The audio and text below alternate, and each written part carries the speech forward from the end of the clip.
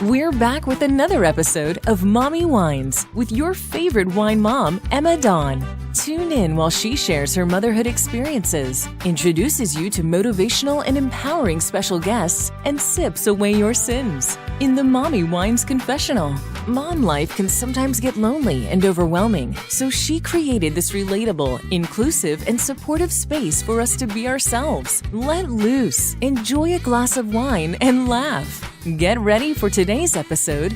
Here's Emma.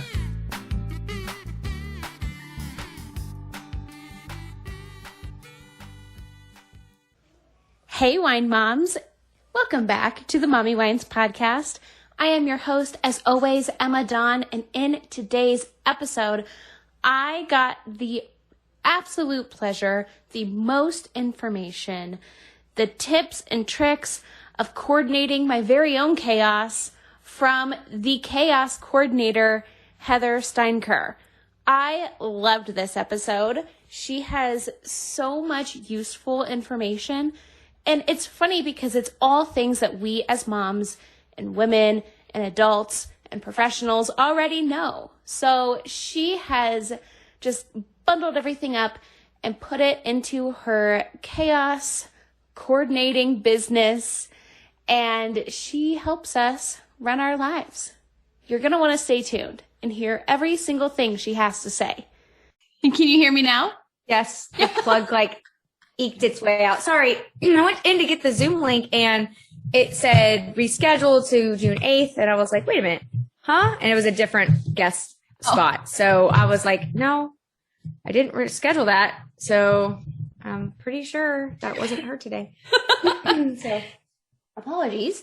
No problem. You're going to see a bunch of notifications from me on Instagram because I just binge watched like almost all of your reels. Oh gosh. Oh, what did you think of them? I loved them. Oh, good. My favorite reel that everyone recreates is the kid and his dad. I forget what his name is, but he's like, oh, Chad. It's like, oh, yeah. Can I go to Chad's house? Yes, because it's the only one that doesn't really have profanity. Because it's from the comedian Jason Banks, I think his name is. Mm-hmm. And Niecy Nash or whatever does it. But a lot of them have profanity. A lot of them have a lot of like gay jokes and things like that. And so people tend to, like, I don't do a lot of profanity. So it's limited on appropriateness on depending. And it's pretty like edgy stuff. So, I mean, as a comedian, he can get away with it. So, you know. Oh, those are so funny. Wine moms, I have a confession. Coffee is one of my major food groups. Having my son home with me all year through a pandemic, expanding my home bookkeeping practice, EDJ Consulting Group, getting my nonprofit program, Sterling Lives, approved, beginning to homeschool, starting sports, getting roped into being a coach. It's honestly what keeps me going and retaining the little bit of sanity I have left. Coffee over cardio is my go-to lifesaver. It's owned and operated by female entrepreneur Abby Scott, and it's all carb-free, sugar-free, keto-friendly, and gluten-free. With super fun flavors like birthday cake, cinnamon bun, French toast, vanilla hazelnut, my favorite, and so many more, you honestly can't go wrong. Coffee over cardio has all your coffee accessories like tumblers and frothers, creamers, and my must-have hydrate you can add to coffee or water, upping the flavor and hydration with electrolytes. Abby is seriously a genius. Get 10% off when you use my code 10EMMADAWN and free shipping on orders over $85. Once again, that's code 10EMMADAWN, and the link is in the show notes below. I'm just excited to have you on the show and hear more about what you do, because over the pandemic, left corporate finance, restarted my own business. I have been a solo mom. My son will be 4 in September. And such a great, mine just turned 4 last weekend. Oh, he will be 5 in September. Did I say 4? 5 in September. 5 in September. And my nonprofit was just approved. And I am now at a mental place of just pure darkness and overwhelm because I am like, am I crazy? I don't think I can do all of this. Okay. For the nonprofit, I have cultivated a really good team to help me with that. But I am just like, when I was working in corporate finance, it was a drain because I would have to wake up, get my kid up. We'd have to be somewhere at a certain time. And that was really stressful. And I know I can't go back to that. But now I don't know if I'm just like kind of flailing in the freelance freedom I have now. And I need to maybe rein it in or need some more structure or what. But you need some more structure. Maybe it's too much like freedom to where you are feeling like, I feel like I have too much time on my hands, or you don't have enough time management skills to where it's like a structured, like this is what time I'm going to do this and this and this. Yeah. And it's crazy because like I feel so unproductive, but I'm also so busy. Yeah, you feel like you're spinning your wheels all day, and then you sit down and you're like, did I get anything done? No, I didn't. Yeah. It's a common thing. Like we all think, like I have 3 kids. I've got a 7, a 6, and a 4-year-old. And I've got my business, and I've also freelanced for other clients. I just signed a contract to freelance for someone else today too. I'm like, I will find the bandwidth. I don't know if I do, but I'm going to try and figure it out. And if not, then we'll have to reassess. So 3 dogs, we're building a pool. We just got painters. We're trying to put our house back together, you know, cause when you paint, you have to pull everything down and through. Oh, yeah. Yeah. But now it's like back to where I like it. And like, I just posted a picture of my pantry today. I'm like, oh, I know. I loved that. No, it never looks like that. I'm like, oh, I'm going to get this on camera. Cause it's always like, cause when my husband goes in grocery shops, he'll put it in the vicinity, but just plop it. And I'm like, put it like nice and neat and here and there, you know? So I know. I feel like I need to do an organization overhaul on like my entire life. Yeah. Well, it's funny because I just started back on my playbook. Like I'm just now starting to talk about like the family playbook. It's the manual for your home.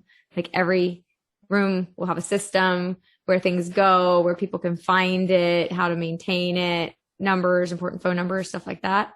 So like if someone were to come in and help you with your son, you're like page 4, just go like there. Well, share with the audience a little bit more about what you do, because from the one sheet that I was sent and the Instagram that I saw, you're kind of like a chaos coordinator, it seems. Yeah. Chaos coordinator. I'm a simplifier. So I simplify systems. So whether that be making it easier for home, for them to function, or either making it easier for mom to like just go take a chill pill and not stress because there's something in place that can like take her stress away for the things that she needs to take care of or someone else needs to do for her. And then I also simplify like social media and help my clients implement like more systems, like automated systems. Like, okay, I feel like I'm spending a lot of time doing this and I really want to do this. It's like, okay, well, this is what you're going to do to try and minimize the time doing this. You're going to go download this app and you're going to go do this, and just kind of giving those tools. And I do an Instagram boot camp for those solopreneurs that are trying to learn Instagram because it takes forever to learn a platform like that. So I run them through a 4-week where we take it step by like section by section. And it's like, this is what this button does. This is what this does. And so they know what to do and like how to post, where to post. So they're not spending so much time figuring that out. I feel like with Instagram, as soon as you pick yourself up out of the rabbit hole you found yourself on Google and you figure out what works, then it changes. Yeah. It's like, I just noticed that my Instagram updated yesterday and now Reels can go to a minute. And I'm like, what am I going to do with a minute? Got it. You did. You got it. Yay. It's new. Some people don't have that. Like there's Reels analytics now. Some have it, some don't. I have 2 accounts. One has it, one doesn't. I haven't seen my podcast is still 15 seconds. For what? So my Mommy Wines podcast Instagram page is still like 15 or 30. Oh. And then my personal page is now Reels are up to a minute. And I'm like, what am I going to do with a whole minute? I'm not sure why. I think it's probably because TikTok's a minute. It's 30. It's, you can do 30 or a minute. So they're probably just trying to keep up with that because 30 seconds is maybe too short for them. As my guess. Haven't even, now I'm like really curious to see, because I posted a reel today, but I didn't see the 60-second mark, but I'm going to look now because now I have 15 and 30 on one. And now there's these little swoopy arrows where you can swoopy arrow to remix. You can comment, and then there's like 3 little dots. Oh no, the dots are gone. It's a share arrow now. Oh, I might have to upload or I don't have it. I don't have the 60-second one yet. Ooh. But I have the analytics and I have remix on one account. I have remix on the account that doesn't have analytics and I have no remix on the ones that does. So I always call Instagram the mean girl of social media because it picks and chooses who gets it. See, and yes, I feel like my personal account for some reason is like blacklisted because I recently started creating an Instagram for my nonprofit. Okay. So my dog, people were like, stop posting pictures of your dog. Like, really? So people love pictures of their dogs, typically. I made an Instagram for my dog and every reel I post of her, which is normally I started posting reels when it became available on her page because it was just all videos. And then I'm like, well, these ones have music. So I started posting reels and all of her reels are like instantly 1,000 views. Oh yeah. Cause it's pets. People love pets. People love recipes and people love fashion. Period. And then my nonprofit, it's all about an adult guidance program assisting youth aging out of the foster care system. And It's the same thing with them. All of those reels are doing pretty good. I post a reel, and it's like 45 views. And I'm like, well, thanks everybody. I have 3,700 followers and only 45 people saw this. Like this has to be crap. I don't know how it works. That's why analytics have come out because there was no rhyme or reason. But basically how it goes with reels is you want to use the trending songs. You want to kind of hop on the bandwagon with the trends because if people think that's why it trends. So it'll recognize that. You also want to see what's doing well.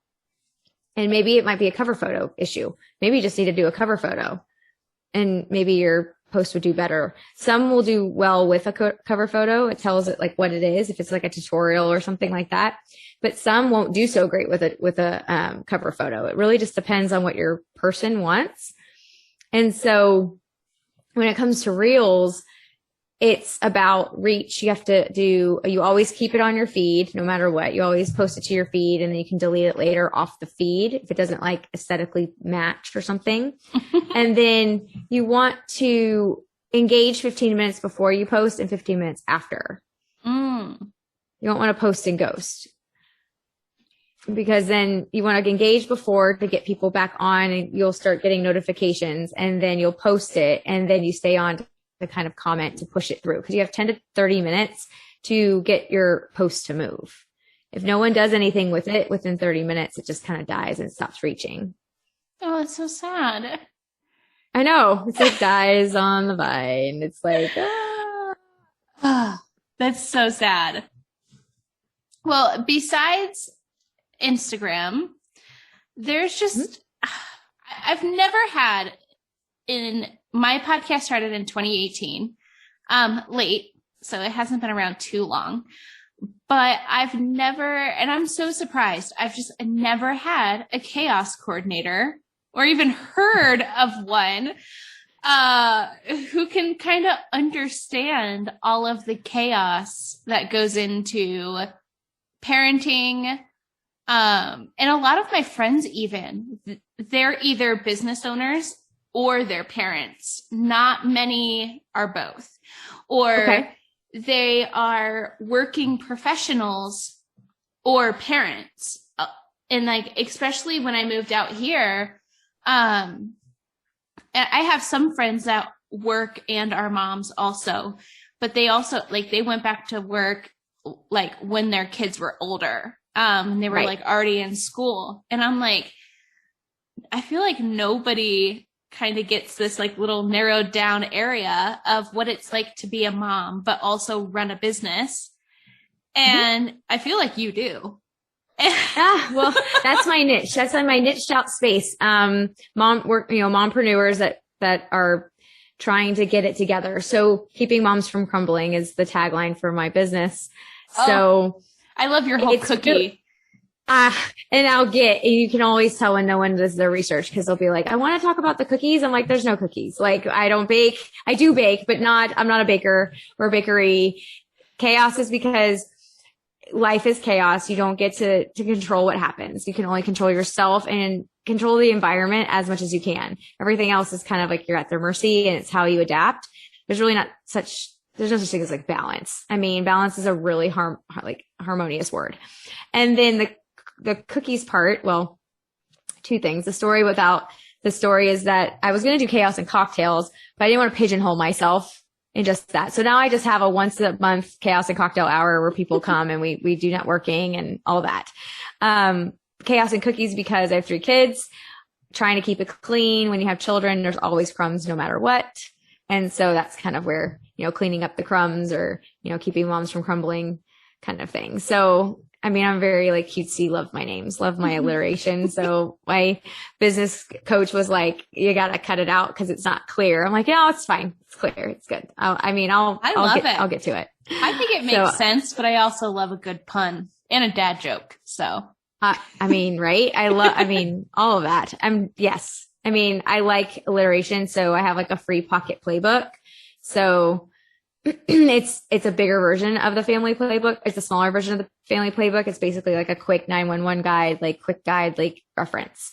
And so put it in your pocket, or, it's basically just like I guess, what do you call them? Like a pocket opt-in or pocket lead magnet or something, like a pocket product, I think is some of those things that they say. But I mean, I like the quippy fun stuff, but chaos coordinator is fun because I think that you're just basically, that's what you are as a mom. You are coordinating everything. You're coordinating your schedule. You're coordinating the kids, getting them dressed. I mean, it's chaos trying to get them dinner, but they're running around, hitting each other with toys or fighting over binoculars today, looking out the window. I mean, it's crazy. Or, that's mine, or trying to give you hugs all the time, which I love, but all at once, Yeah. It's just chaos all the time because kids just feed off of each other too.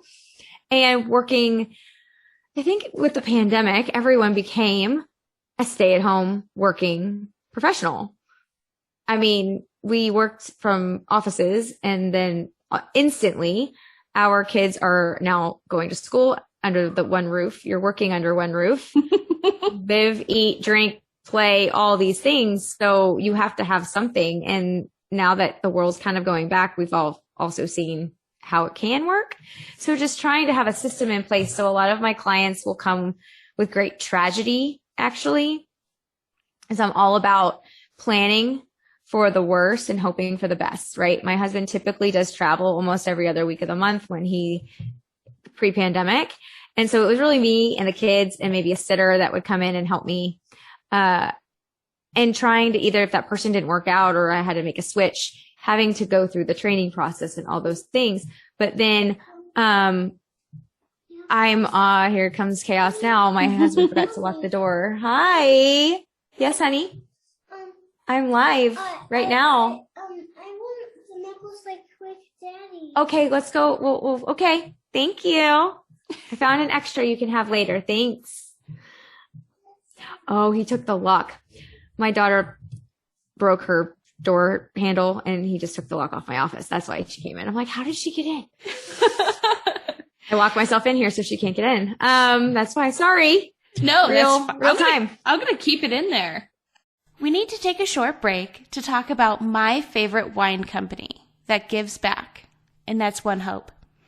I'm proud to say and celebrate that One Hope Wine has reached over $6 million in donations. That's crazy. One Hope's award-winning wines are made by some of the most acclaimed winemakers in the industry, blending traditional winemaking methods with modern techniques. Each exquisite bottle becomes a catalyst for change. One Hope's commitment to high-quality wine is as important as their commitment to the causes they support. Through the sale of every bottle, One Hope has donated over $6 million to impactful causes around the world. They have built a school in Guatemala, funded over 19,000 days of clinical trials for breast cancer research, planted a forest in Indonesia, provided over 3 million meals for children in need, and found over 80,000 pets forever homes. If you're going to sip, then sip with purpose. They even just released the new tasting flights, mini bottles for you to have your own wine tasting right at home. Shop, ship, sip, One Hope at onehopewines.com/myshop/mommywines. Link is in the show notes below. So when my clients come for tragedy, it's like or kind of a crisis. So for one woman, her husband had a heart attack at the pool, like very healthy man. He's okay, but had a heart attack. So he was in the hospital getting treated, has children, has his own business. She has a business. Take him out of the picture. All of a sudden it's like lots of things are happening, lots of things you don't know. Maybe it's, for instance, my husband does finances and he, has maintains all that stuff. So if I wouldn't know where to find that information, if I didn't know, or if I wouldn't be able to, maybe someone could call my accountant to get whatever done because I'm doing something else, but having it down to where it's call this person will know what to do, or just having a SOP, like a standard operating procedure for your home.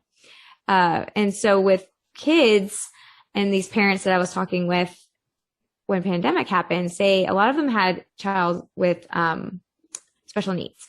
And so when mom and dad and all the kids were home, mom instantly had to become just kind of caregiver for the special needs child. So then dad had to step in and take care of a little bit more than he typically did with the others. So lots of questions for mom because mom typically did it. And it's oh my gosh, just figure it out. Here's what, the last time they went to the doctor, here's an envelope, take it with you, whatever paperwork you get from the doctor, put it in there and hand it to me and I can look at it. So there's no, just having some sort of system and communication. Divorce guides, maybe parents aren't or ex-parents aren't talking to each other. And so you need to be able to send information with kid to kid. Hey, this is what's going on. This is what we need to do. This is what I've told them. And I know there's parenting apps for that too, but just having something like that where it's straightforward, it gives people guidance. So then they don't have to call or text mom when she's, I don't know, you're free the weekend. Great. I'm going to get all my stuff done. Leave me alone. Figure it out. Ask 3 and then ask me. So just ask the book. See, this is something I would have never thought of, but now that I'm seeing it, I'm this is necessary.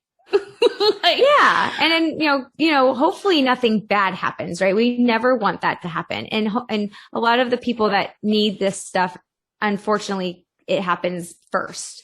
And then they're man, I wish I had that. But then you can prepare for it. And then if something were to happen, maybe you have a parent that has maybe your mom has health conditions and you have to be able to step out, but life doesn't stop.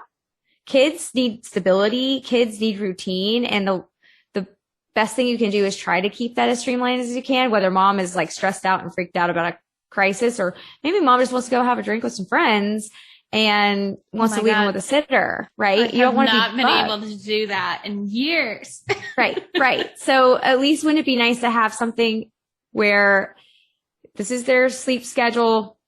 This is where the pacifier is. This is where you should look if it's not here, and check here and then here, because these are all the hiding spots. It's like mom brain dumped on a page, really, because think about how many times you write out a list, maybe even for your pet. Like, you don't even have to have kids at this point. There's a pet section too, but how many times you have to write down the instructions, like your flight information, your hotel, like where you're going to be, emergency contact. You write it down, you leave it. And then what you do when you get back, you probably throw it away or shove it somewhere, forget where you put it, write it all over again. So why not just print it out or keep it? And then if there's something that you need to change, it's an editable PDF. So you can go in there and just change what you need, print out the new page information and just stick it in the existing. So, it's kind of like, why create the whole book again? Right. And then you have some business tools like calendars and chore charts and just work planners for the working, mom as well. See, I feel like this is a no-brainer to me, but it's something I would have never thought of. And it's crazy because I used to be in corporate finance. So I'm always somebody who's dedicated to a timeline. These are the action steps you need. Action steps, timelines, chain of reactions. That's all common sense stuff to me. I'm like, that's totally makes sense. And then I was also in the insurance industry and financial planning.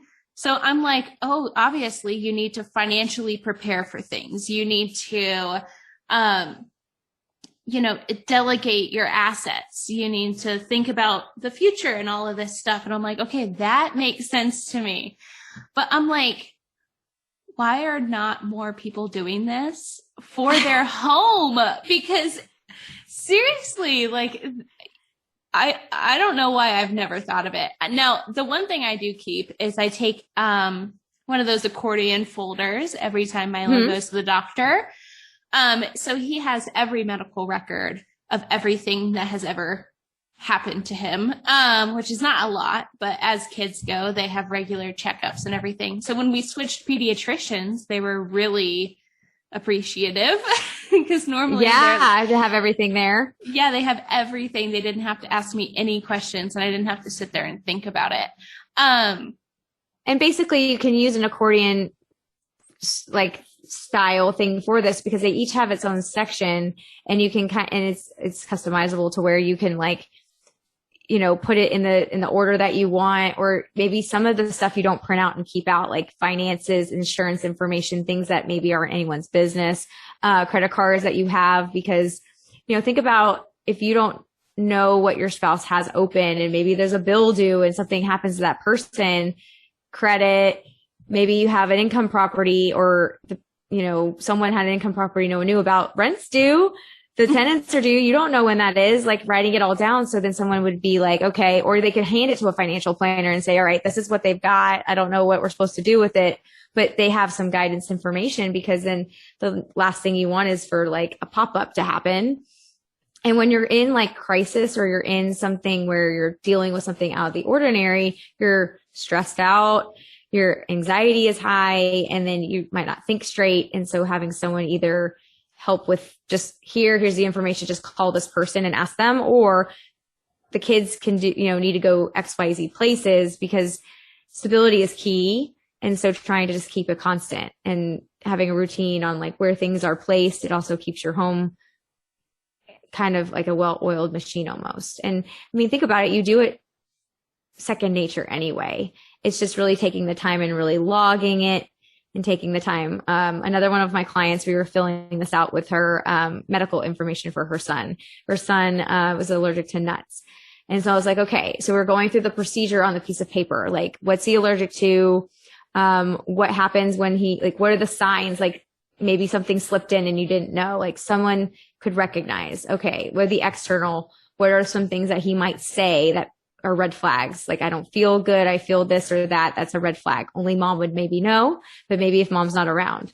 Then we got to the EpiPen part. She's like, well, he has an EpiPen.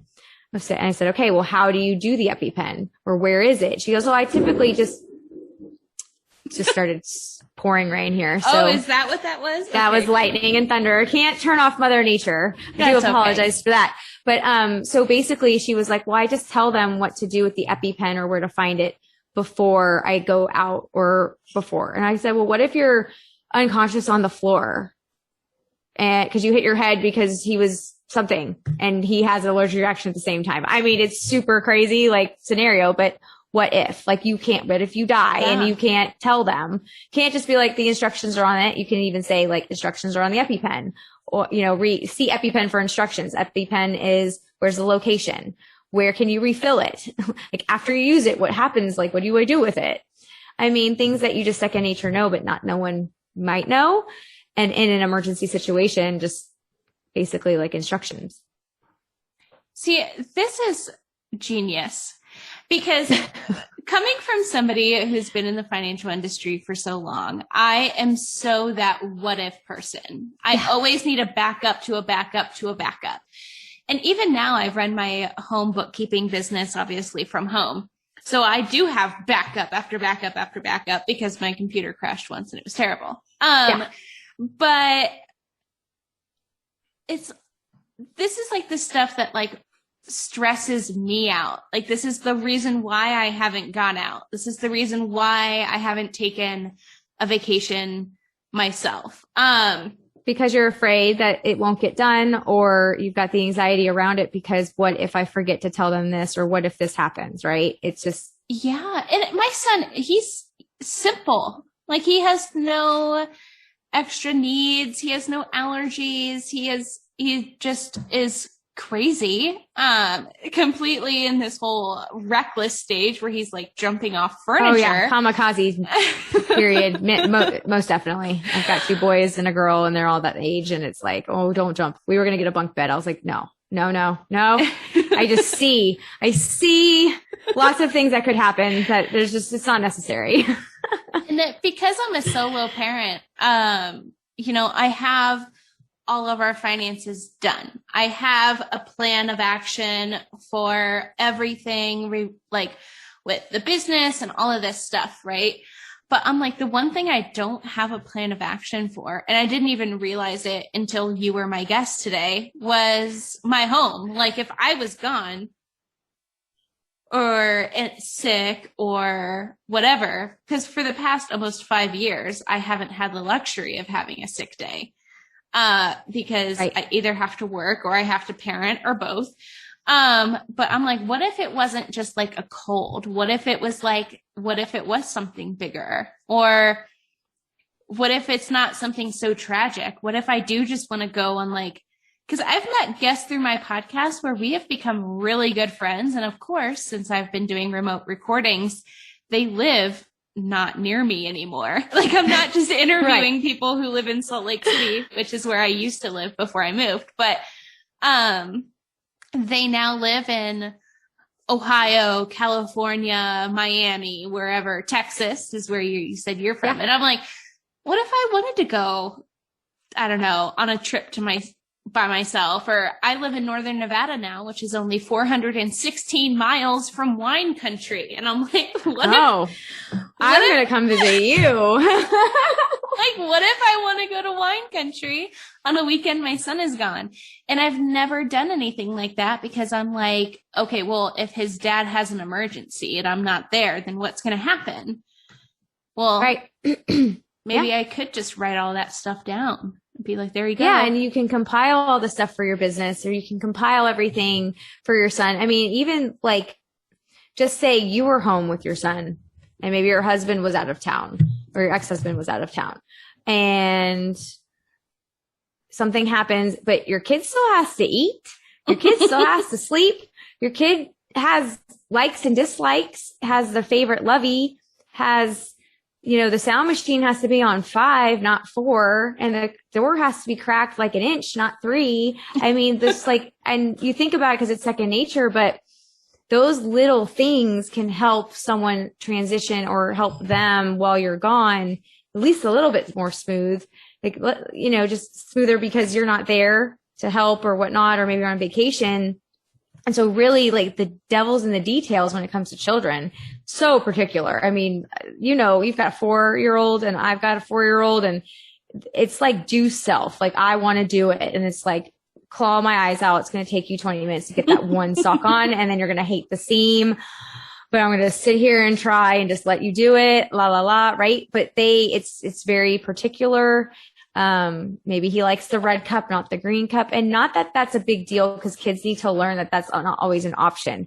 But if there's crisis happening, or if it's just unfamiliarity, keeping things like that in the back of your back pocket can make it a little easier on them, which then knows, at least for anything, peace of mind for you. Like, look, I left all the instructions. They know exactly what to do, where to find it, what he likes, the brand, if he runs out of mac and cheese, he doesn't like this, he likes this kind, this way. And I know it's very particular and there's a lot that goes into it, but it's really for peace of mind, right? Because now they're not going to text you, or they're not going to say, you don't have to worry, did he eat, did he not? Not because you didn't give him all the info, maybe he's just not hungry, but then they can't text you and be like, I don't know, he's crying, I don't know what to do, I don't know what he likes. Well, did you give him? Nope, I didn't do that. Okay, well, we got to do it this way. Oh, okay, I didn't know that. You're going back and forth, then you're stressed because you hear your kid crying in the background, or the nanny or the sitter or your mother-in-law or whatever the case may be is freaking out, and you're like, oh, I can't relax. Now I have to text her and just make sure he calmed down, right? Your mom brain goes there. And if you could just at least try and mute it just a little bit, I think it's worth it. Oh, definitely. I mean, I know it sounds crazy, but I went to LA for the first time. I left since pandemic, and I was like, okay, Bunny is my daughter's thing. She has a backup. She couldn't find Bunny. And I told her, I said, you better put it in your room, because when mommy's not here, mommy's not going to be able to go and find it in your secret hiding spots. Mommy just always knows where to look. And of course, lo and behold, they call me crying. He doesn't know where Bunny is. I said, well, and I knew my husband was not looking for it, because he's very much more hard on it. No, you don't, if it's not where it needs to be, then sorry, you're going to wait till the morning. And I don't do so well with that, but that's why he's big guns on that one. And I said to him, I'm like, did you check the garage? You probably brought it in the garage outside and put it on that Tupperware thing in the back. And she's like, no, where am I supposed to look there? I don't know. And of course it was there, but he didn't take the time to look. He didn't know to go there, because I was very explicit. And I knew, just because he, again, won't tolerate it. It's if it's not in there, it's not in there. Too bad. You'll live till tomorrow. But I was like, oh no, she's so upset. She doesn't have Bunny. I know she's not going to be able to sleep very well without it. Aww. Her backup's not the same, but she has a backup. But was she fine? Yes.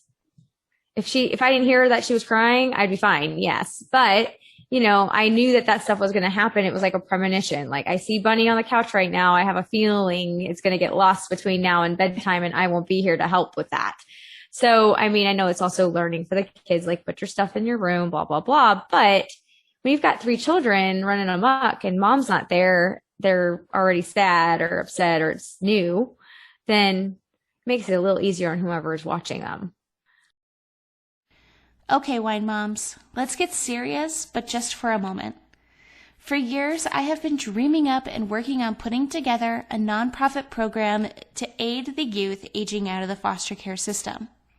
Recently, I submitted this idea to the heads of the Department of Child and Family Services here in my state, and thankfully, my program was approved. They saw an overwhelming need, and the Sterling Lives program is now moving forward. But to make this a reality, we will need more than the little bit of government funding allocated for these youth.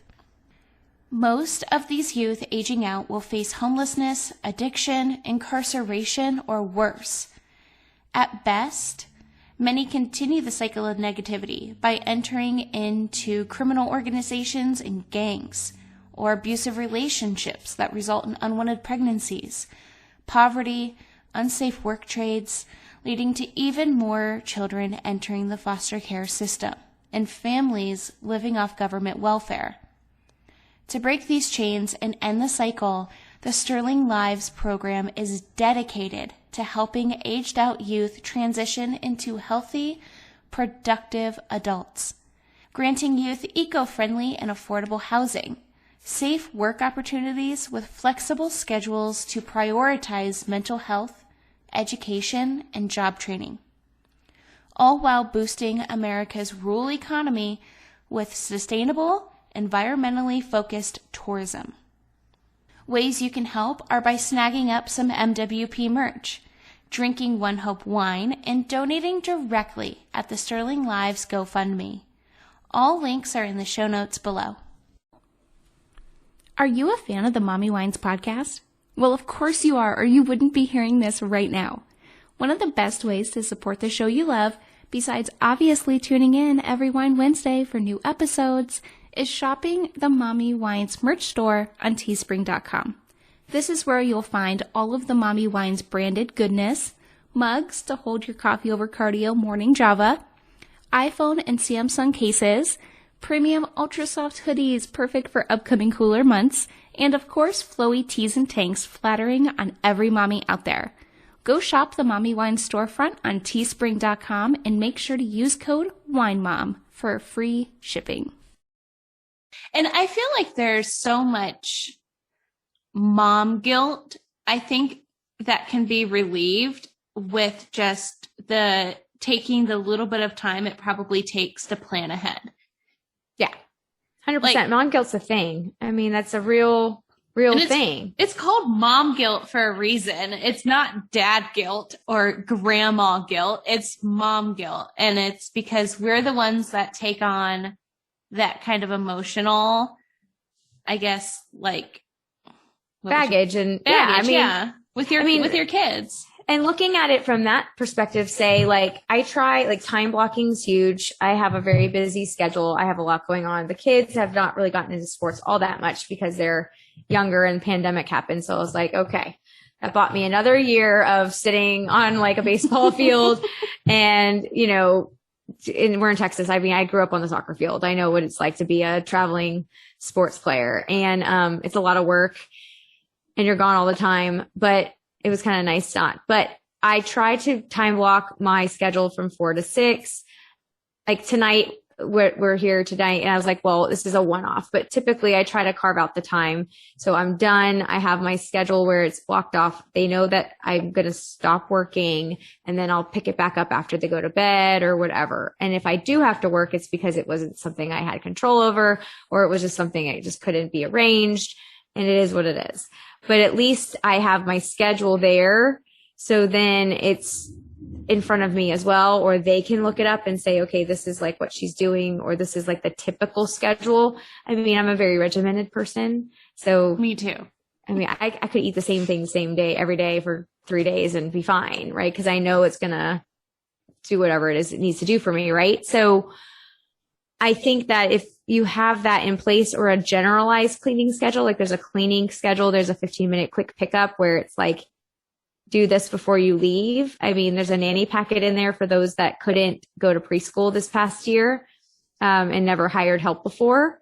That's new. And like, what questions do I ask? Like, what do I give her? What do I tell her? It's like, well, this is your first day packet where you're going to set out the instructions on like what you'd like her to do, set expectations, like what she needs to do before she leaves for the day, like what time, like you typically will do dinner, and like about what time you want her to start doing things. So the communication is also on paper. So then she's not coming and asking you every 5 seconds, or you're not getting upset with them and saying like, well, that's not how I do it. That's not what I want. So it really takes a lot of the communication questions out of it too. It just makes everything easier. Yeah. And it's to take the time to do it. That's the thing. So that's the hurdle. Everyone would love to have one of these at home or have a system in place, but it's like, who's going to take the time to write it down? We're busy. We're moms. Like, who has that? So I'm developing something now where we're going to do a course where it's going to really spread it out, but chunk it. So we're all going to work, like you'll work on these things. So then you'll have a completed system. So then you just have to maintain it. Because the worst thing is to get a tool or create even just a system at home, but not use it. Like you could have a family meeting and say, all right, these are the chores. Here's our chore chart. This is the expectation, but then you don't apply it. What good was that? That was just a cool chat. Like the wish list of what we want to do. I am too sometimes, right? With little kids. I will buy anytime I see like a really pretty planner or one that has like 1,000 stickers or something. I always buy it. But have I ever used a planner every day for a year? Absolutely not. No. Right. Exactly. And so this is more like you have your planner. Like I have my color, like I have a bunch of different clients that have big like responsibilities for me. So I have like different color pens. So if I'm in at least my planner, if I see the color, I'm like, okay, that's not the note I need for this thing. So, even just color coding systems and just making it quick and easy to the eye to sort through. But I mean, think about how many planners you have.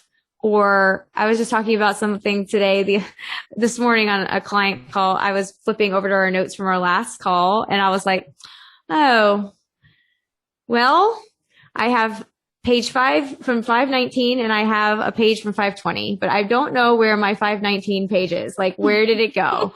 But it had unicorns and rainbows, and I'm sure that she probably went and drew something and ripped it out to take it to daddy. So it's probably in daddy's office or something. Like, oh, I'd like a pretty picture with like my client's notes on it. And I'm like, well, I don't have that one day in my notebook.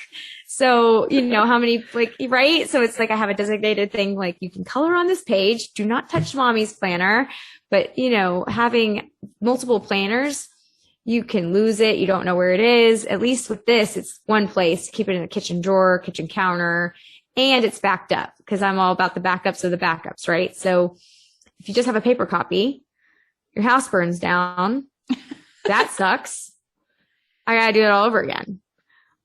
So if at least you have it backed up on a PDF with the information in there, which is why I really wanted to make it editable.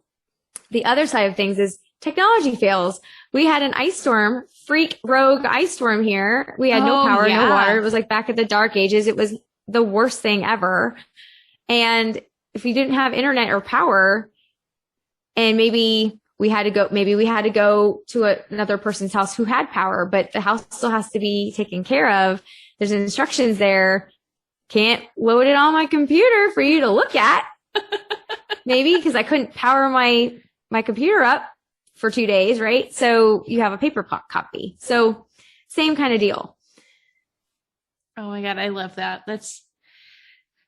See, this is so funny. I'm just like taking this in because I'm like, I do this in almost every other aspect of my life. Why have I not done this for my little family or my house? Because you live it.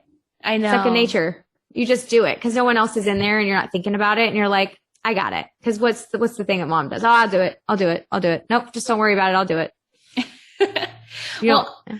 On this show, it's my favorite segment, but we do confessions. Were you prepared for that? Boy. Well, I guess I'm going to just wing it. So I don't know what I'm about to confess, but here we go. Those are the best ones.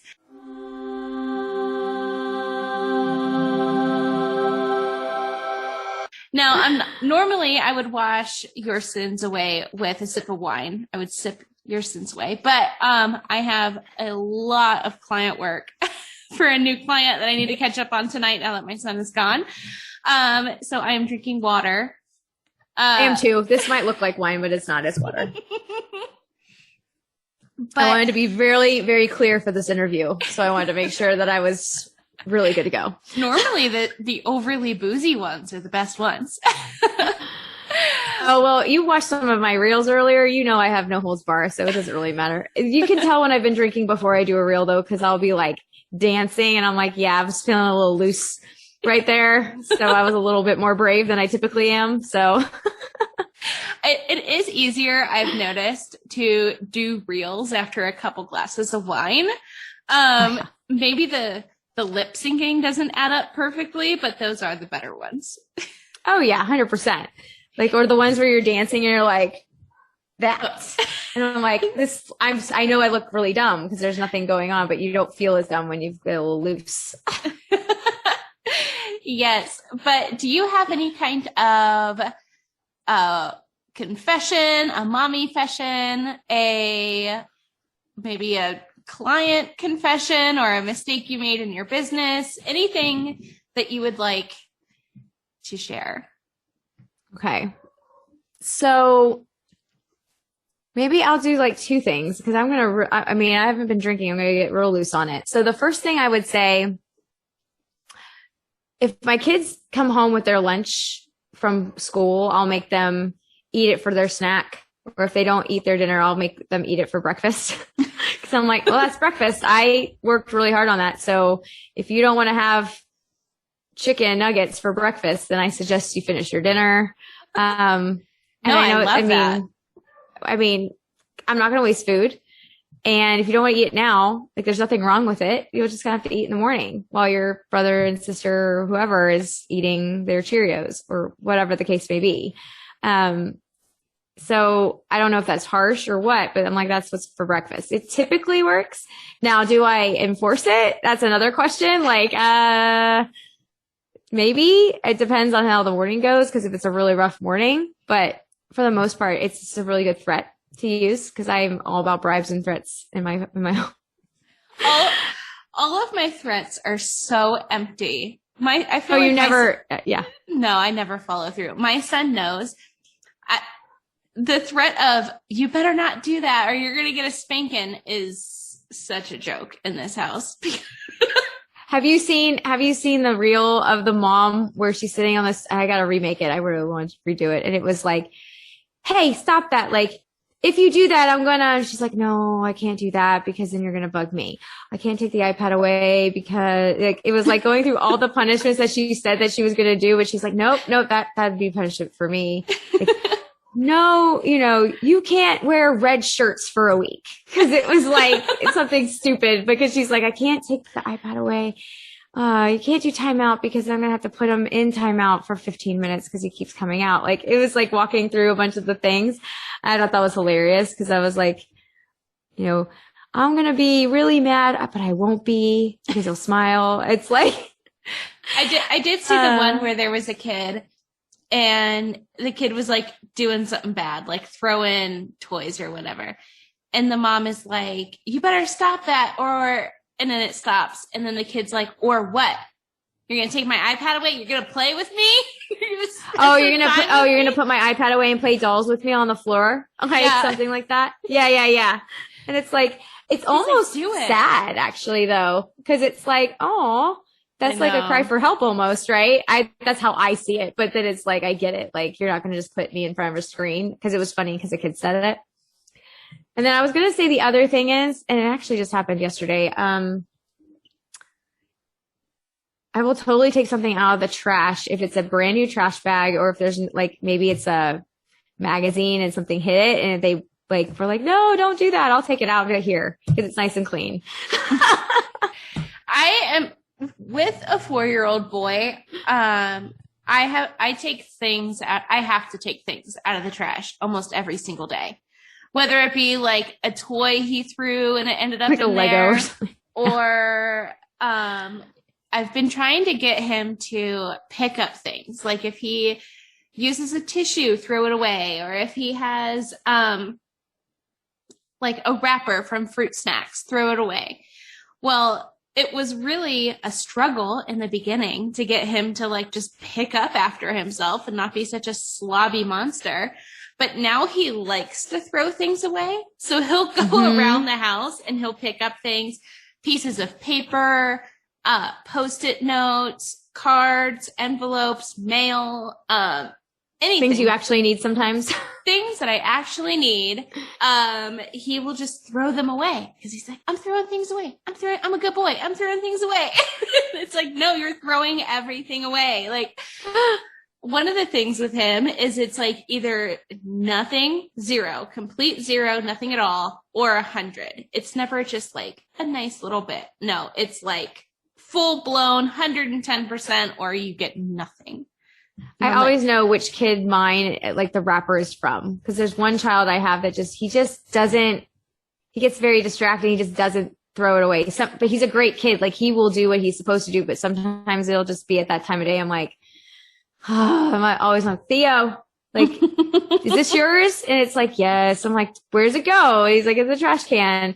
But a game that you could play, when trying to get kids to pick things up and put them away is who's going to put the most, like, and this is with like multiple children. Cause it's like, my daughter is the queen of delegation. Okay. She's 6. She just turned 6. She's middle child syndrome. She is God bless the man she marries.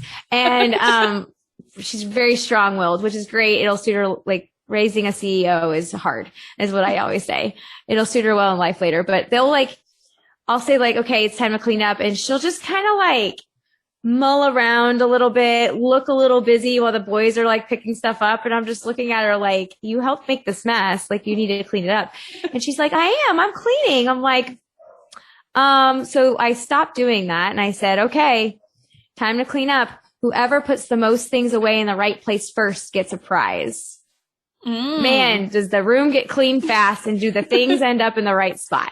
Like, and then I got to deliver. So it's, a sticker or something like that. But it's like whoever cleans up the stuff the most wins and gets a prize. Or maybe it's a sticker on the sticker chart or something. If I continue the sticker chart, like I start one, stop one all the time. I mean, I'm going to have to try that one, because my biggest task, is folding all of my laundry and of course putting that away. But Milo has this like little plastic bin toy shelf thing in his room, and everything when we first got it, and I put it all together because it of course came in a box and I had to assemble it. Yeah. Put it all together. And I like picked up all of his toys, and each of his toys had like a cubby. So like all of his Hot Wheel cars, all of his trains, all of his Legos. And now putting his toys away, I have been slacking. I have been to the point where now I'm like taking the Christmas decorations and just throwing them on the floor, and taking the Rubbermaid totes and like just dumping his toys in it. So that is my other task this weekend, is to reorganize all of his toys, especially now that he's gone and I can actually do that. Because when he tries to help me, because I was like, oh, come help me reorganize your toys, he's like, oh, look at this action figure, I haven't seen this in years. And I'm like, you haven't seen it in weeks, but okay. Yes, it's called I did a podcast episode on my podcast about this. So it's like, if you're going to clean out toys, you got to pick and choose if you're going to have your kid help or not. Like, it's really great to show like, we've outgrown this, it's time.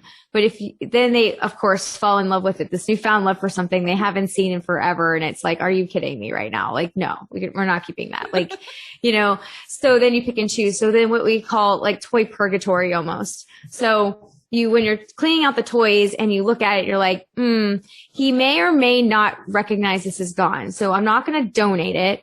I'm just going to like put it away somewhere. And if he doesn't ask for it within 6 months, let's say, and that's a long time, like maybe even a month, if he doesn't ask for it, look for it, it's gone. He doesn't even need to know, because he didn't even notice it. And then, get rid of the other stuff that's like not appropriate. And so then you're able to at least have it. And then it's like, oh, I don't know where that is. And you're like, oh, look what I found. Oh, look, it was under the chair. So at least you didn't get something away, because the worst thing is if you were wrong and made a wrong call and you're like, oh, and they got to buy it again, or, whatever. They want that one. But with the toy thing, we just painted our whole inside of our house because we moved and we wanted to brighten it up, and I had to move everything out of the way. So I'm putting my closet back together. We just did my son's room. He got a new bed because his other one broke, because kamikaze children were just jumping all over it. I know. I'm like, seriously, who breaks the bed? And now it's like we've got drawers, and I've learned, because I am like OCD.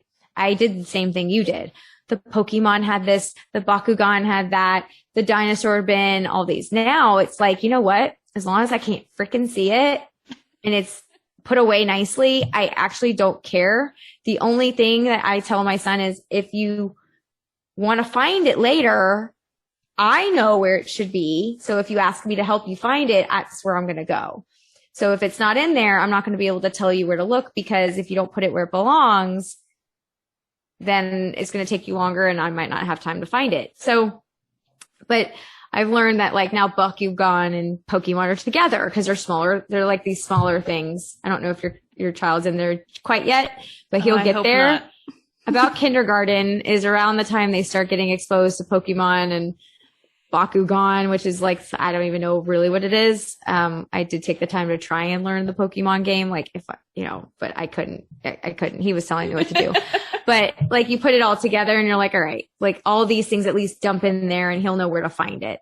But having them help you put it in a system that works for them too. Like what our system is might not work for them. So within reason, and like my office space is like their game room area. And I have really nice shelves with really nice bins and all the trucks and stuff are in there, but it looks nice. So then they can pull it out and dump it in. So at least it looks like nice decor, but there's toys in there. Well, that works. Multifunctional. And they always say with kids, like always have a bin or a place for toys in every room except for the dining room, because no toys at the table. It distracts from eating. And then your bedroom. And if you're going to keep a bin in a room, you put it towards the entry way of the room, because when you walk in, it looks clean. So then also it's easy access. So when they're getting toys and they're playing, doesn't mean they can't use the space, but when then they clean it up, they can like finish cleaning, put it in the bin and like walk out the room. But when you walk in, at least it looks nice. So that's like the centralized place. So you have a place, and then you also have a bin for your kids, like miscellaneous sitting. So you put it in the bin and then you give it to them, say, all right, put everything away for the night, except for the things you might need. So then it's like collecting it at the night, and at the end of the day, they need to go put it away. So it teaches them at least some responsibility of like putting it away.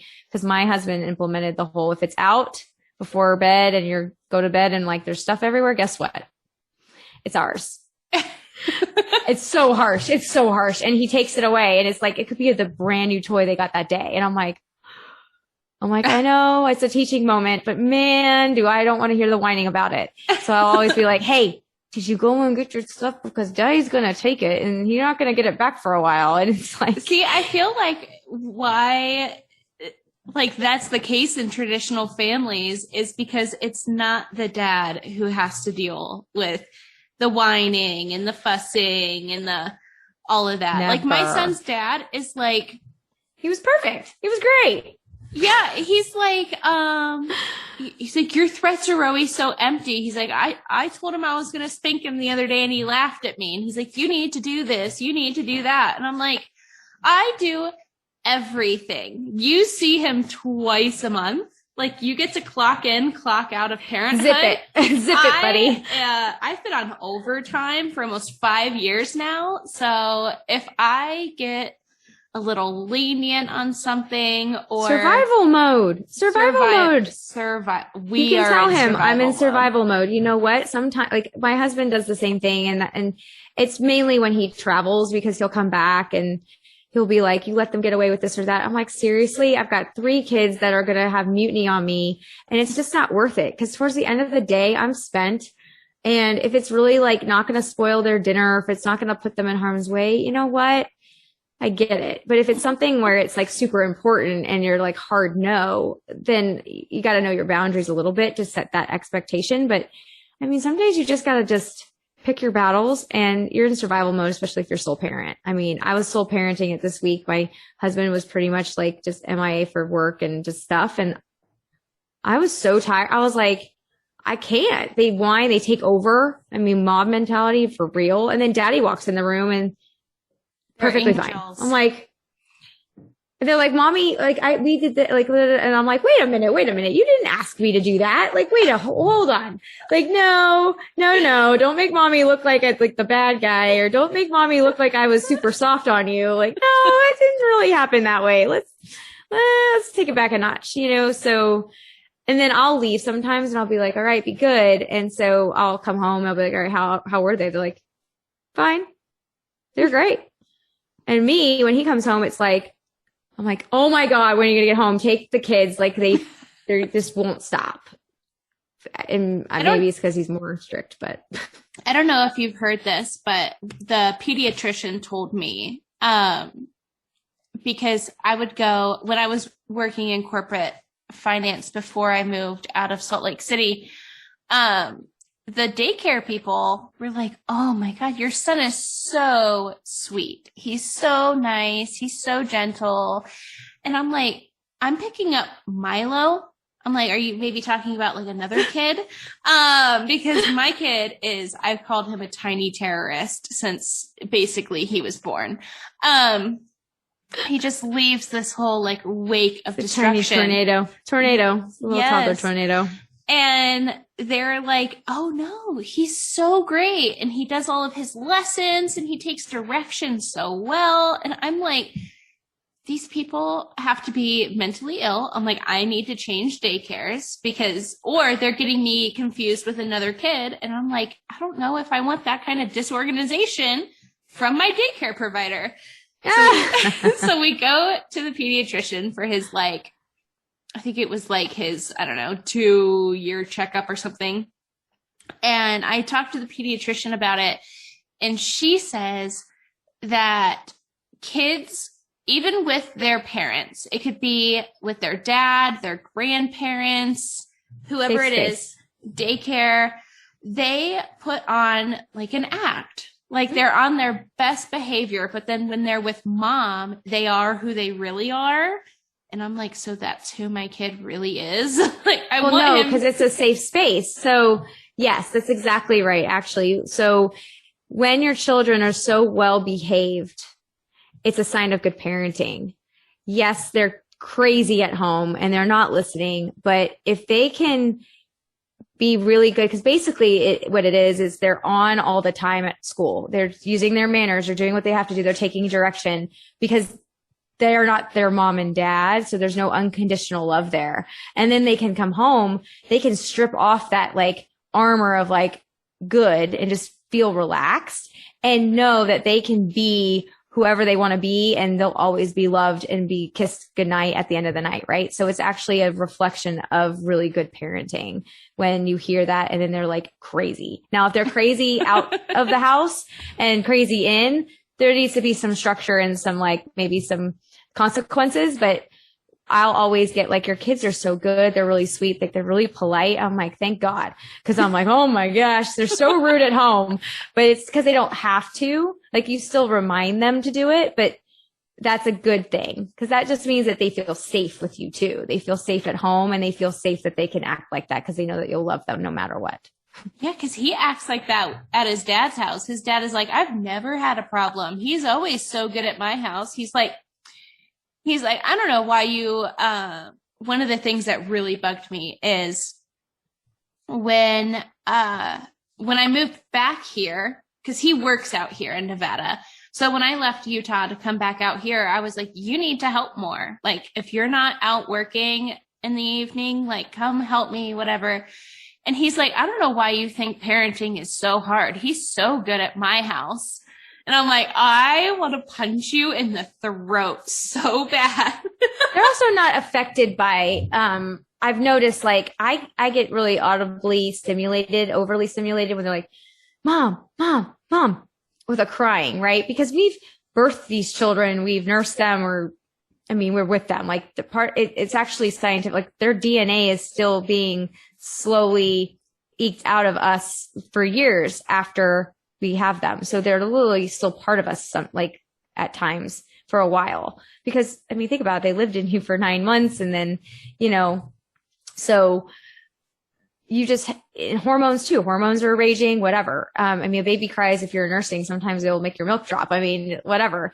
There's reasons why that happens. And so we are just completely affected differently than men do. So same thing, like they could be crying and he could just tune it out. And me, I'm like, oh my gosh, like stop. Like I can't handle it because it makes you upset. You're a mom. You want to be in protection mode, but you're also overwhelmed at the same time, or hangry maybe because I fed everybody else and they ate my dinner. And I was like, that's what I was going to eat. I want to eat your meal. Right. So, they always want what mommy wants, but I think with them, it's more, they don't have the maternal instinct. So not everything is a big deal. So he's just not recognizing maybe the things that maybe you help with more. Maybe he's being more hands off. So maybe Milo is dealing with it differently because he has to. he knows too that you're going to do it for him or you're going to help him. He knows daddy won't, so he's not even going to go there. It's basically learned behavior, and daddy does it this way and mommy does it this way. So I know what I can and can't do.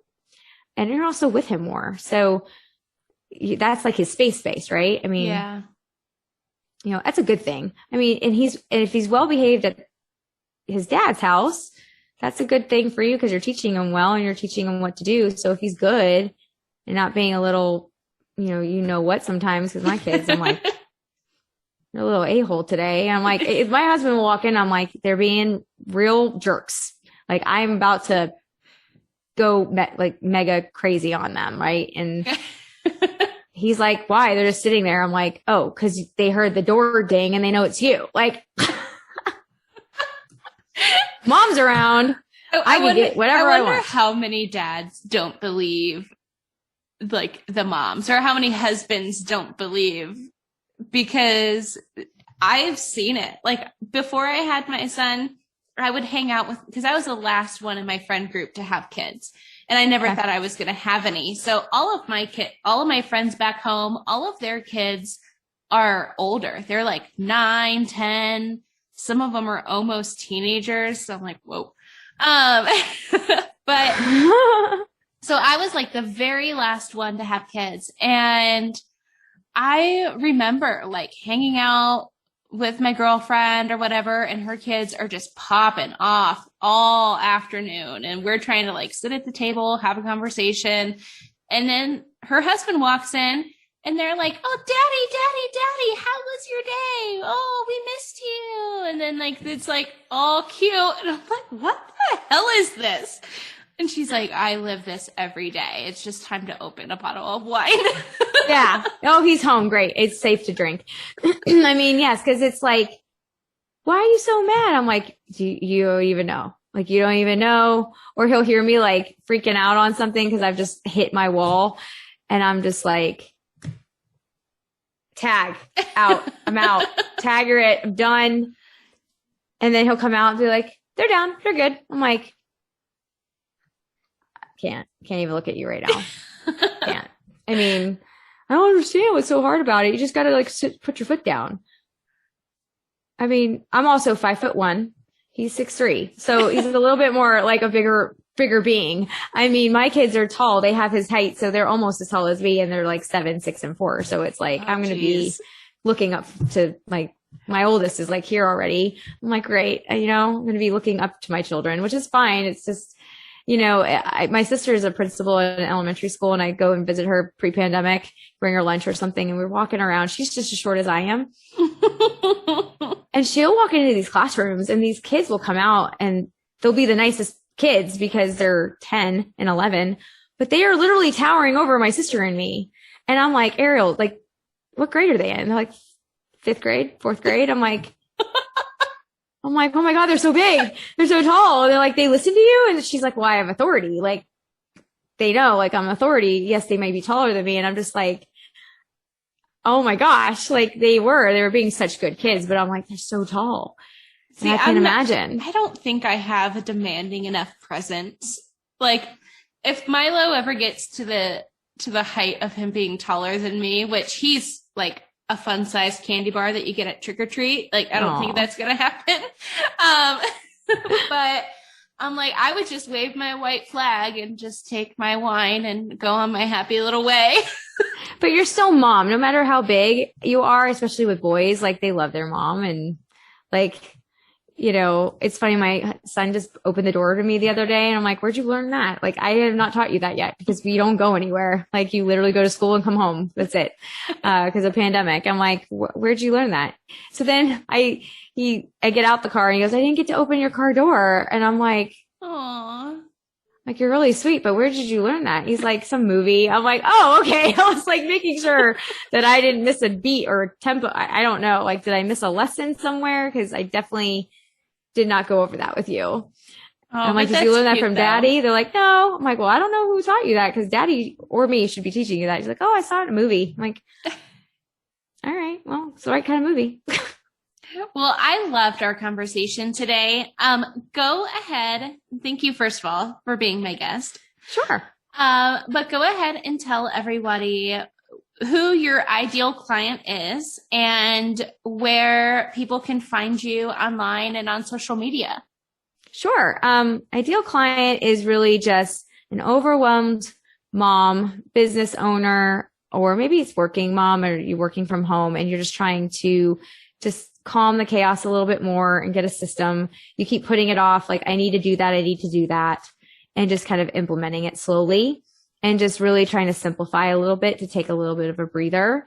And I love helping just make things easier for those, because there's always like a smarter, not harder type of way. You know, I'm all about that.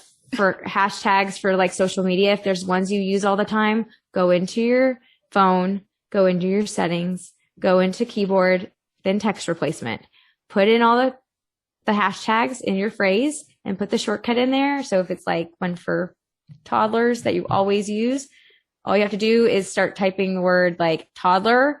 It'll spit them all out for you. You don't have to type them all out, because you know, so it's like those types of situations where it's just very easy.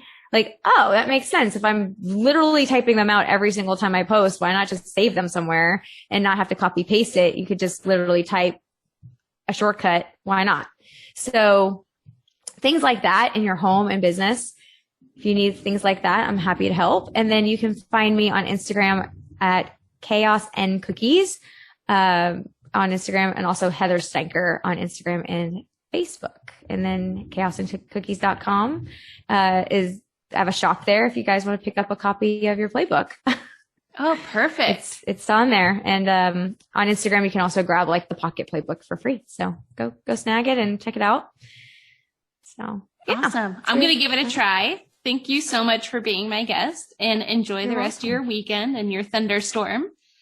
It's like got dark fast in the middle of our conversation. I was looking over like, oh, okay. I hope my internet stays and holds. So thank you so much for having me. This is fun. Oh, you're so welcome. I live in northern Nevada, and we had 3 days of thunderstorms, and I was like, oh, I feel like I'm in Ohio again. I miss them, but. Oh, wow. Wow. Well, I'm like right at home because I'm looking at like your background, and I'm like seeing the countertop, and I'm like, yep, I have that like had a caddy with all that stuff. And then I see the truck in the back right. And I'm like, oh, the truck. Like such a mom's like house. I love it so much. So I'm like, it's my work catch-all command station over there. It's great. No, it's great. We all have one. I'll have to have one. Oh, it's essential. And there's also organized chaos. A wrench and some honey and hey, look, I got my pen. I've got a screwdriver in my pencil thing here because my daughter's like, look what I found. I'm like, thank you. This is great. You never know when I'm going to need it. So when you're a mom, you just have random stuff. I had no pens the other day, and I was like, yep. And I'm like, a unicorn pen. A unicorn pen that my daughter left on my thing, and I went to write. They're like, what is that? I'm like, it's a unicorn. And they're like, they took all my pens. This is all I got. Like, I have to write this down. So you just never know when you have, like, you always know when you have kids, right? So. Oh, definitely. Well, thank you so much. Enjoy the rest of your weekend. You too. And cheers to you if you ever have a glass of wine later. Oh, definitely. Yeah. I'll talk to you soon, and let's stay in touch, please. Oh, absolutely. Let's do that. Yeah. Awesome. All right. Bye-bye. All right. Bye. Thank you for listening to this episode of the Mommy Wines podcast. Make sure to leave a rating and review. And don't forget, if you're listening on YouTube, to give this video a big thumbs up and make sure to subscribe. And feel free to share this episode with your friends. Be like, hey girl, just listen to this super awesome and relatable podcast from Mommy Wines. Here's the link to the episode. Have fun. You know. And to support the show and keep it growing, snag some MWP merchandise available at themommywines.com. You can also find all of my wine gadgets and my favorites right there under the shop page. For even more tipsy content, follow Mommy Wines Podcast on Instagram. On IG, I go live with real wine industry professionals. I try new sips, connect with all of you wine moms, and share some pretty funny memes, if I do say so myself. All sponsor info and links will be available in the details below. So until next Wine Wednesday, Mamas, parent and drink responsibly.